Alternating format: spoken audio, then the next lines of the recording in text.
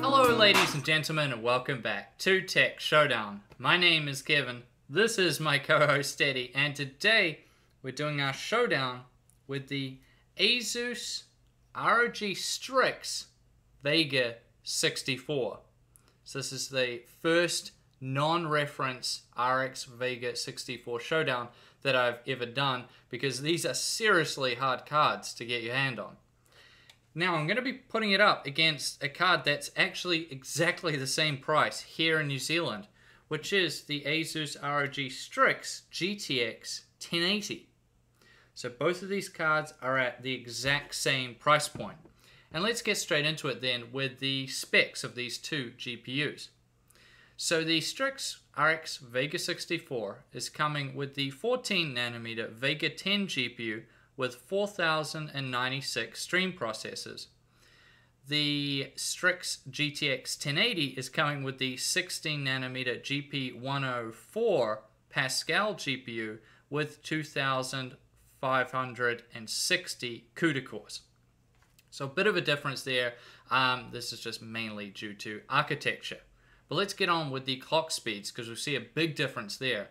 So out of the box, the Strix Vega 64 will go up to 1646 MHz, whereas the Strix GTX 1080 will go up to 1950 MHz. So that's quite a good advantage there for the Strix GTX 1080 in terms of clock speed. Let's go around and talk about the memory then. So the Vega 64 is coming with 8 GB of HBM2 memory at 945 MHz on a massive 2048-bit bus.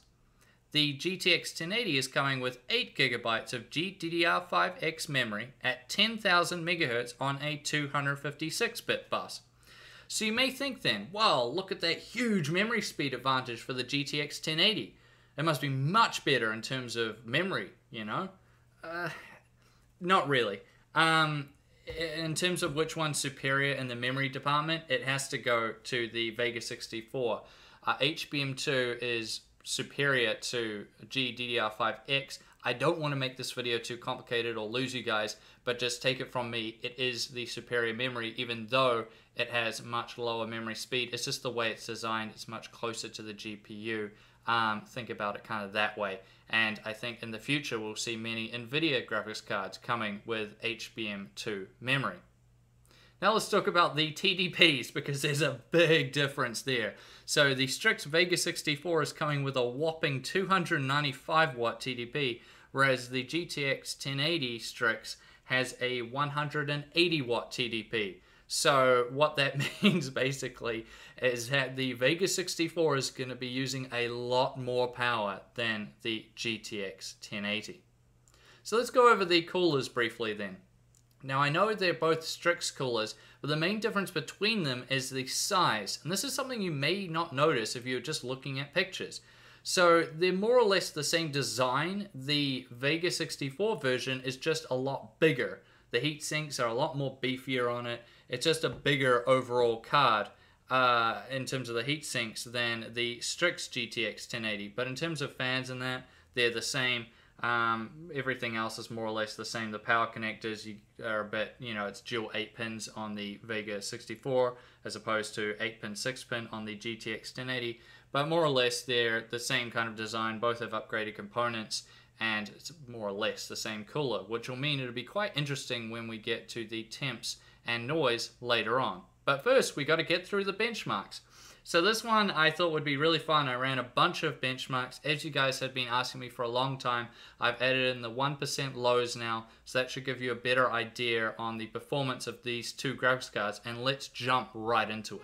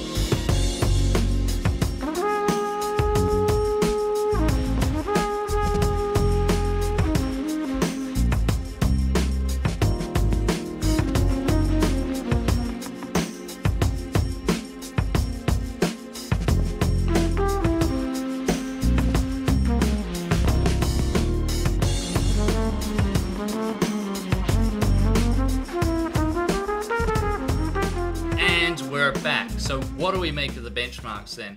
Well, generally, the GTX 1080 Strix came out on top, although the Strix Vega 64 did win in some of the benchmarks, and it was quite close in others. Generally speaking, the 1080 came out on top. I honestly expected better performance out of the Vega 64, but it shows the GTX 1080 is still a very, very powerful GPU. Now, if we look towards the average FPS, we add all of those benchmarks together, all the games and all the resolutions, we see the average FPS for the Vega 64 Strix is 77.5 FPS. The average for the Strix 1080 is 81 FPS, so 3.5 FPS higher on average once we add them all together. And that's a very impressive result, given that the GTX 1080 will use less power as well. So yeah, good win here for the GTX 1080. However, performance isn't everything. What about the temperatures? So for this, I ran the Unigine Valley benchmark on the Extreme HD preset, and we see the Vega 64 got quite a bit more toasty than the GTX 1080. Not only that, but it was running at a higher fan speed. So this is another good win for the GTX 1080. It's actually a smaller cooler, but because of the GPU's lower TDP, it ran cooler at a lower fan speed. So a very good result for the GTX 1080 in terms of temperatures. And as far as noise goes, it's also a win for the GTX 1080, because on average the fans run about 20% slower, so it's going to be less noisy. But of course, I'll let you guys judge for yourself. So this is what they sounded like running that Unigine Valley benchmark.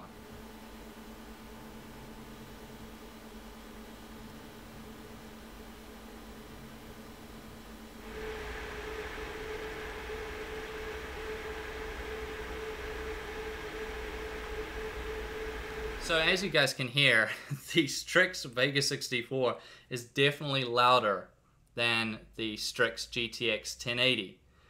Yeah, I was a bit disappointed here. I used both of these GPUs for quite a few days, just playing games with my friends and things like that, and definitely to live with. You do notice that the Strix Vega 64 is noticeably louder in terms of fan noise than the Strix GTX 1080. Which brings us nicely into the conclusion, and who wins this showdown? So let's bring price into it. So as I said earlier, these are both the same price here in New Zealand at Playtech. You can pick up the Strix Vega 64 for $1,199, and of course the Strix GTX 1080 is the exact same price. So given that they're the same price, which one do I recommend? Well, this one was actually pretty easy for me, because across the board, the GTX 1080 just does better. Not only does it give you better performance, it uses less power, it runs cooler, and it's quieter. And that basically sums it all up. And for you guys that are interested in overclocking, the GTX 1080 will also overclock better than the Vega 64. So it's just a no-brainer. If the price where you live is the same like it is here in New Zealand, as far as Playtech is concerned, then definitely go for the GTX 1080 over the Vega 64. Now, it's not to say the Vega 64 is bad. I think if you were to do something like mining as well, the Vega 64 would be the better choice. But not many of you guys are interested in that, and for most of you guys that are just wanting to play games, I really just can't recommend it. It uses too much power, the performance isn't there, it's hot and it's loud. I just can't recommend it. So yeah, it's a funny sort of time we live in, where it sort of switched, where AMD before had not very good CPUs and decent GPUs, and then now it's like switch places where AMD CPUs are really good in terms of value for money, they're spectacular, but then the GPUs are just no good. So yeah, gotta round out this video. If you're looking for a new graphics card at that price point, then definitely go for the GTX 1080. It will be the superior graphics card. Now, I thank you all for watching this video. Please subscribe to Tech Showdown if you haven't already, and like the video. And as always, I'll see you guys next time.